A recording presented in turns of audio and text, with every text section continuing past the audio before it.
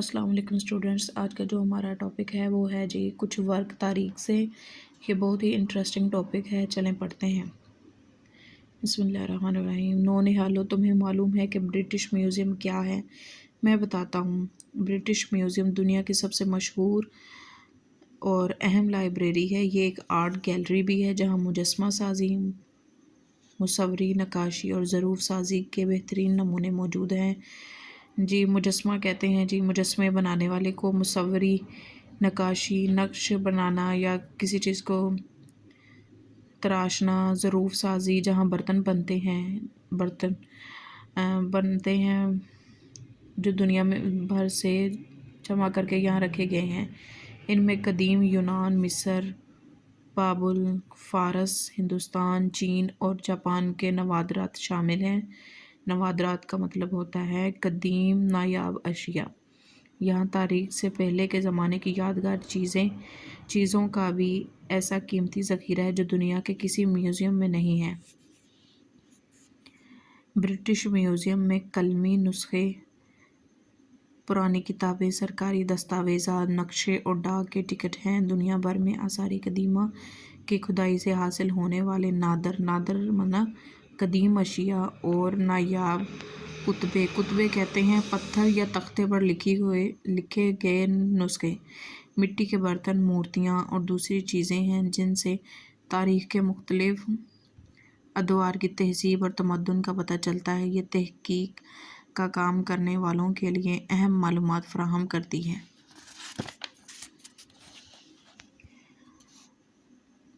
British museum کی library دنیا کی 3 سب سے بڑی لائبریریوں میں شمار ہوتی ہے۔ دوسری 2 عظیم لائبریریاں پیرس کی لائبریری ببلیوٹیک نیشنل اور واشنگٹن کی لائبریری آف کانگریس ہے۔ یہاں 70 لاکھ سے زیادہ کتابیں ہیں۔ ان میں سے زیادہ تر انگریزی ہی کی کتابیں ہیں، لیکن دنیا کی دوسری زبانوں کی کتابیں بھی یہاں ہیں۔ برٹش میوزیم کی لائبریری کے 3 بڑے حصے ہیں۔ ایک حصہ مطبوعہ یعنی چھپی ہوئی کتابوں کا ہے۔ اس میں کتابیں، دستاویزات، نقشے اور ڈاک کے ٹکٹ ہیں۔ دوسرا حصہ مخطوطات یعنی قلمی نسخوں کا۔ اس کا مطلب ہوتا ہے جی ہاتھوں سے لکھی گئی کتابیں۔ یہاں 3 صدی قبل مسیح سے اب تک کے یورپین مخطوطات ہیں۔ تیسرا حصہ مراکش سے لے کر جاپان تک کے مخطوطوں اور چھپی ہوئی کتابوں کا ہے۔ اخبارات کی الگ لائبریری ہے۔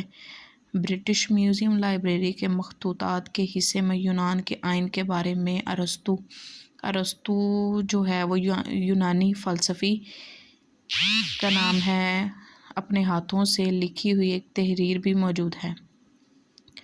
نونہالو، تمہیں جاننا چاہیے کہ البیرونی اور ابن الہیثم کون تھے۔ البیرونی کا نام ابو ریحان بن احمد اسلامی دنیا کے ایک عظیم سائنسدان تھے اور ریاضی، فلکیات کہتے ہیں سیاروں اور ستاروں کا علم، معدنیات اور دواؤں کی خاصیت کے ماہر، سیاح کہتے ہیں جی دنیا بھر کے سفر کرنے والے کو، اور آثار قدیمہ کے عالم بھی تھے۔ البیرونی نے اپنی زندگی کے 50 سال علم حاصل کرنے اور کتابیں لکھنے میں گزار دیے۔ ان کو ان کتابوں پر شاہی دربار سے بڑے انعامات بھی پیش کیے گئے، لیکن انہوں نے کوئی انعام قبول نہیں کیا۔ وہ شاہی انعام کو اپنی علمی مقام اور مرتبے کے خلاف سمجھتے تھے اور کسی انعام کی پرواہ کیے بغیر لکھنے میں لگے رہتے تھے۔ چلتے ہیں اگلے پیج پہ۔ البیرونی نے 100-125 کتابیں لکھیں۔ ان میں جیومیٹری، ریاضی، جغرافیائی، زمین کے علم، فلکیات اور دواؤں کے علم پر کتابیں شامل ہیں۔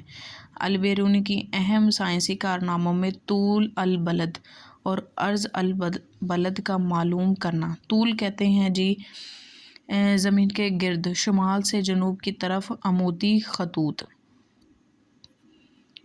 اور دنیا میں پہلی بار قدرتی چشموں کے بارے میں یہ ثابت کرنا کہ وہ زمین کے نیچے پانی میں برقی کیمیائی عمل کے زور سے ابھرتے ہیں۔ انہوں نے دریا اور زمین کی گہرائی معلوم کرنے کا طریقہ بھی بتایا اور معدنیات کے علم میں بڑا اضافہ کیا۔ انہوں نے بہت سی جڑی بوٹیوں کی خصوصیات اور ان کے فائدے اور مختلف زبانوں میں ان کے نام بتائے۔ ہیئت ایسٹرونومی اور ریاضی کے مطالعے کے لیے البیرونی نے ہندوستان کا سفر کیا اور وہاں کے رسم و رواج اور رہن سہن کے طریقوں کا غور سے مطالعہ کیا۔ پھر غزنہ واپس آ کر کتاب الہند کے نام سے ایک کتاب لکھی اور وہ ساری معلومات جو انہیں ہندوستان میں حاصل ہوئی تھی اس میں جمع کر دی۔ ہندوستان کے عالم البیرونی سے اتنے متاثر ہوئے کہ انہیں علم کا دریا کہنے لگے۔ البیرونی کا انتقال 1048 میں ہوا۔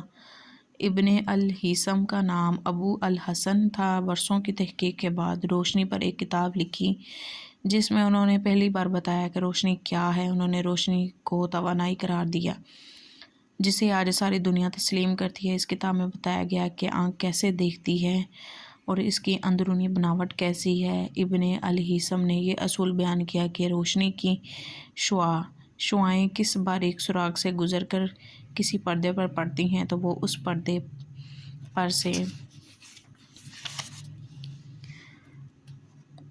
جسم کا الٹا عکس ڈالتی ہے جس سے نکل کر وہ آ رہی ہے۔ انہوں نے عملی طور پر اس کا مظاہرہ کر کے دکھایا، یعنی ایک شمع کا الٹا عکس پردے پر ڈالا۔ یہی کیمرے کا اصول ہے۔ ابن الہیثم نے بصریات کہتے ہیں دیکھنے کا علم کے علاوہ ریاضی فلکیات میں بھی بڑی مہارت حاصل کی۔ وہ 965 میں پیدا ہوئے، بصرے میں اپنی تعلیم مکمل کی اور بغداد چلے گئے جو اس زمانے میں اسلامی دنیا کا سب سے بڑا علمی مرکز تھا۔ وہاں انہوں نے مختلف علماء اور سائنسدانوں سے ملاقات کی اور ان سے علمی مذاکرے کیے بغیر بغداد سے وہ قاہرہ گئے اور اپنی زندگی کا بڑا حصہ وہیں گزار دیا۔ اس نامور مسلمان سائنسدان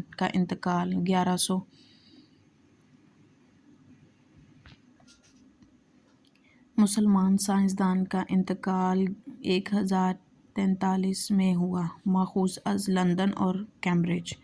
چلیں جی، آج کا جو ٹاپک ہے وہ ہمارا پورا ہوتا ہے۔ ملتے ہیں اگلے لیکچر میں۔ آپ میرے چینل کو زیادہ سے زیادہ لائک کریں، شیئر کریں اور سبسکرائب کریں۔ اللہ حافظ۔